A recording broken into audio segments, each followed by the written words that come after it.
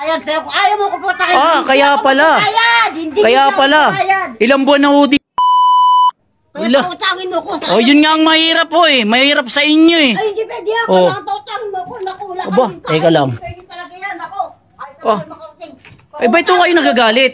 Ha? Pautangin mo ako dahil wala ka rin kakainin. Nangungutang ako dyan sa ina mo. Wala ho akong pakialam kahit wala ho kayong kainin. Ang hirap ho kasi sa inyo, pag mangungutang kayo, dito ho sa tindahan namin. Pero pagka bibili kayo sa ibang tindahan. O bakit mo alam? Wala ka naman dito araw-araw. Oy, bakit hindi ko nakikita na na ginagawa niyo sa nanay ko? Ha? Bakit utang kami? Nagbabayad naman ako ng utang ha? Wala ho akong pakialam. Hindi ko kayo bibigyan. Ibang klase ka rin, no? Ibang klase? Kayo pa yung nagagalit. Dapat na ano kayo sa amin, kami ang bilgi sa inyo ng benta. Hindi, wala ho akong pakialam sa inyo. Sinasamantala niyo yung kabaitan ng nanay ko eh. Ay, hindi. Talaga nanay mo. Bakit utangin mo talaga ako dyan? Dahil wala talaga kami pagkain. Ay, hindi ako papayag. Ganyan ho ugali niyo eh. Ay, hindi ha. Kailangan pautangin mo ko ng pagkain namin ngayon. Kahit ngayon lang. Wala ho akong pakialam kahit wala ho kayong kainin. Ay, bakit wala kang pakialam? Gusto mo, di ko bayaran yung utang ko dyan?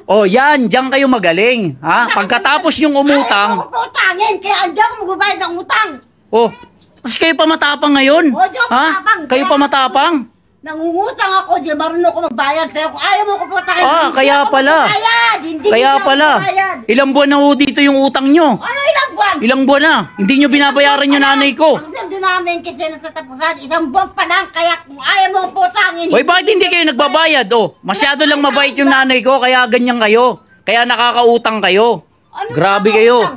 Isipin nyo, bibili. Nagpapautang, pero nanay mo nagpapautang. Bibili kayo sa ibang tindahan? Tas dito kayo uutang. Ang kapal na mukha nyo. Ang kapal na mukha mo. Yan, para idilisin ang tindahan, dahil ayaw mo pautang. Kapal na mukha niya itong tandan to. Kala mo kung sino? Mas marunong ka pa sa may-ari ng tindahan. Talaga, dahil nagbabayad ako. Babayad, kapal na mukha mo. Ilang buwan na nga yung utang mo rito. Hindi mo binabayaran. Tapos sasabihin mo, nagbabayad ka? Nagbabayad ako. Ayaw mo lang ako pautangin. Bakit nagalit ka sa akin? Wala kayong magagawa kasi kami yung may-ari. Kami yung masusunod dito kung papautangin kayo. Hindi. Kapal na mukha nyo. Kapal na mukha. Bakit? Ako nagbabayad ako. Dapat pinautang mo ko. Babayad. May bili sa inyo.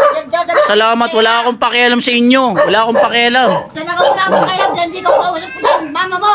Yun nga. Sinasamantalin yung nanay ko. Talaga ha. Ikaw ha. Naku, pag nakita ka na ito, gigigil ako sa iyo. Papabarangay ko kayo. Pagka ganyan kayo. Talaga dyan, magbabayad ang utang ko. Hindi ko pinapautang.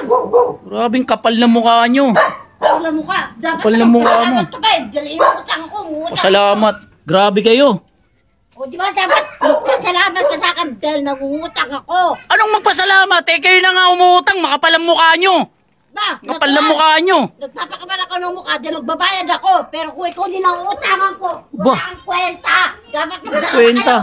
Magsara. Magsara na kayo dahil ayaw na magpakutang. Bit kami magsasara? Kung kayo lang naman ang uutang, di bali na lang. Talaga, uutang ako pag wala ka na dyan. Ikaw na lalaki ka, uutang ako pagdating ng mama mo. Kapal na mukha nyo. Hindi ako nangungutang sa'yo.